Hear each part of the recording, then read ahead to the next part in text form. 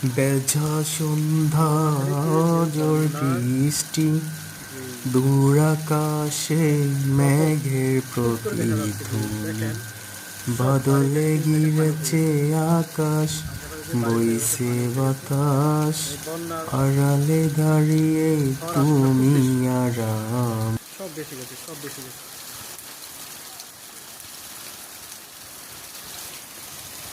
না জানি আবার গত বছরের মতন এই নোয়াখালী ফেনী অঞ্চলে আবার না জানি বন্যা দেখা দেয়, মানুষের ঘরবাড়ি ডুবে যায়।